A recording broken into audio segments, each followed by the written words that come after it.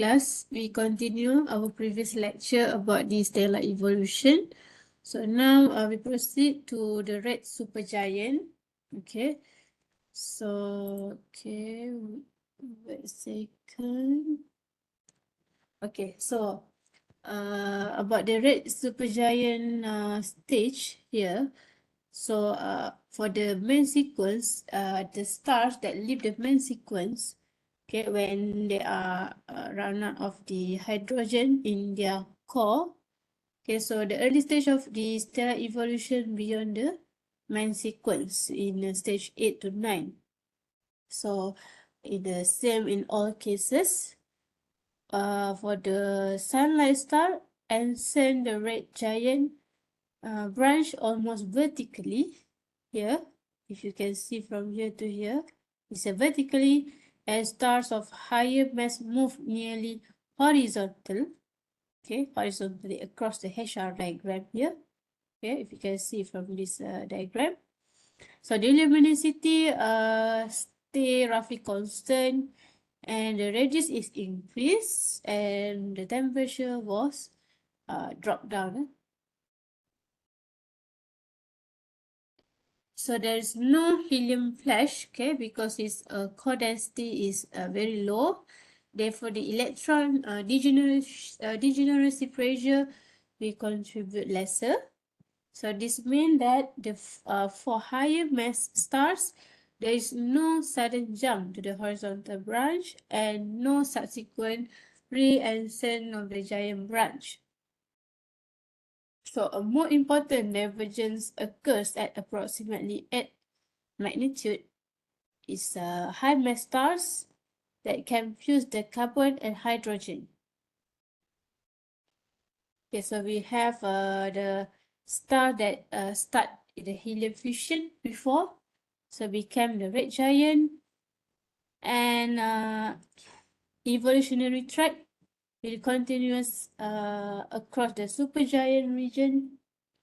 Okay, is unaffected by each new phase of the burning process, and the star with high mass will explode and die shortly.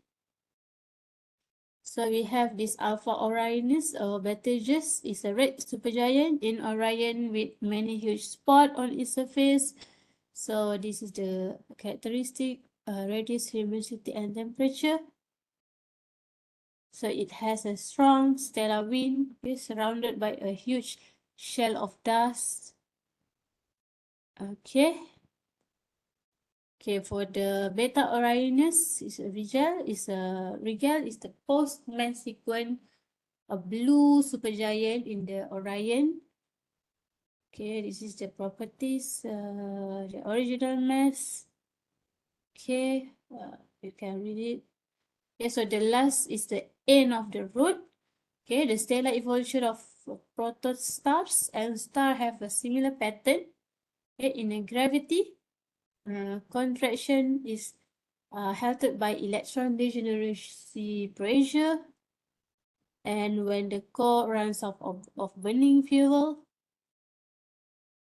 Okay, the pattern of the cycle depends on the initial mass of the star. Okay, so about the carbon core, how was it formed? Okay, and also to avoid the supernova. Okay, the biggest explosion in a star dying. Okay, so the fate of commonly known stars are difficult to determine, as we do not know how much mass have they lost and in the process. For example, when a star became the supernova or undergoes a supernova, so we do not know if a Rigel or Betelgeuse will become this supernova. Okay. So the star cluster provide excellent test site for the theory of stellar evolution. Okay, since every star in a given cluster are formed at almost the same time, or from the same interstellar cloud and from the same composition. However, the stars within a cluster may have different masses. Okay, and starting from the 0H, the main sequence, we can predict exactly how a newborn cluster should look at any subsequent time. Okay, so this is the modeling of evolution of a star cluster. Okay, so assuming a star cluster shortly after its formation, with the upper main sequence already fully formed, and the burning steadily, and with stars of lower mass just beginning to arrive on the main sequence. So the appearance of the cluster at this early stage is dominated by the bright blue supergiant. After 10 million years, the massive O stars have left the main sequence. Oops. Okay. So after that, okay, let me just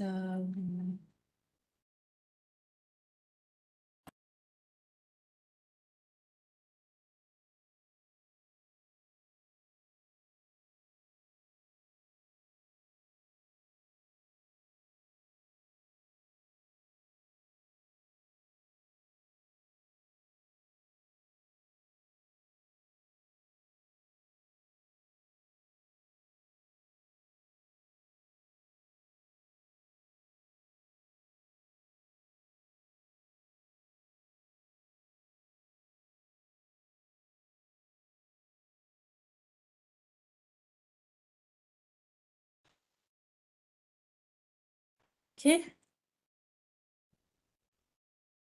So for the H and X per C is a twin open cluster.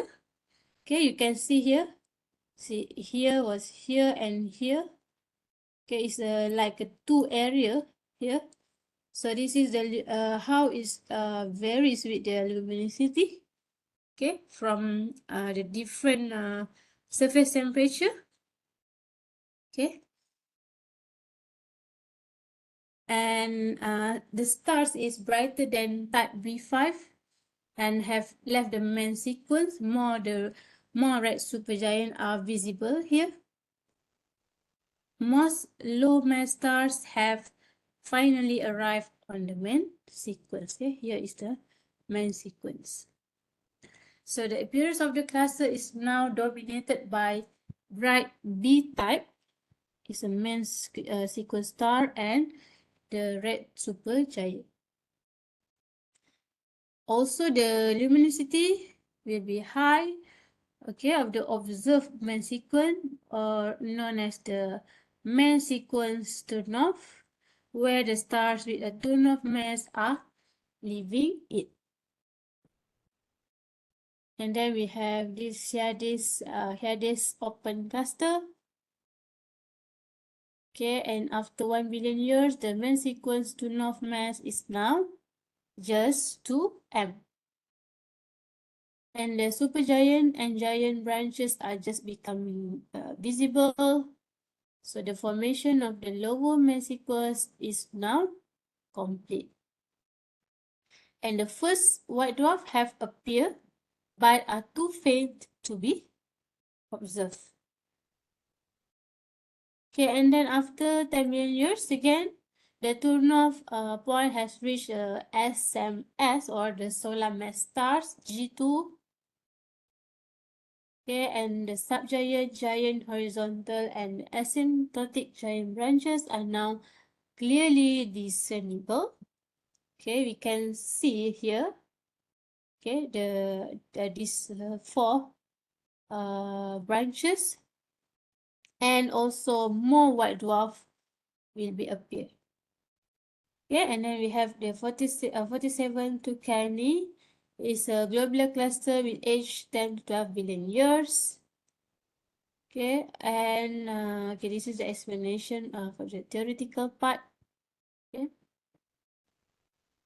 so most stars in our galaxy are members of the binary star system.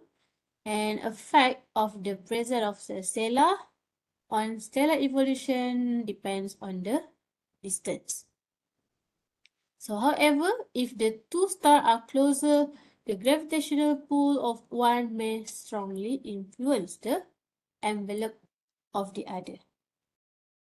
And then we have the Algol, the second brightest star in the constellation Perseus.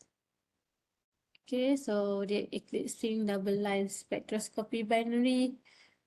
Okay, so this is the consisting of Algol. So each star in a binary system is surrounded by its own teardrop-shaped zone of influence, or called the Roche loop. Okay, here is the Roche loop.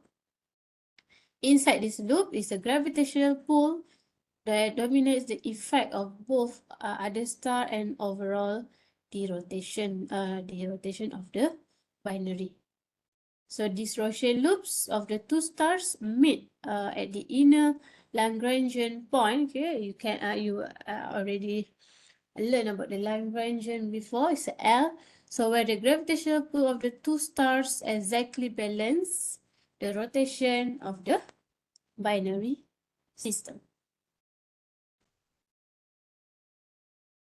Okay, so this algo may have started off as a detached binary with both components lying well within their respective Roche loops, their own loops.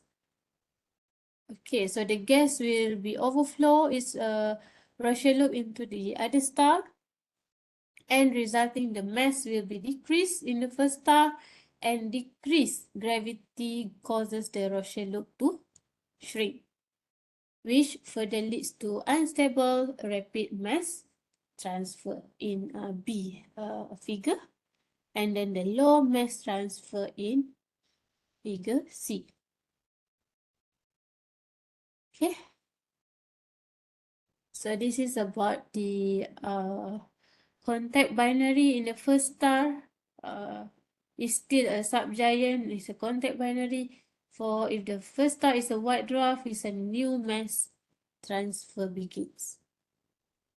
Okay, so that's all about the stellar evolution we have covered for part 1 and part 2. Okay, so that's all. Thank you.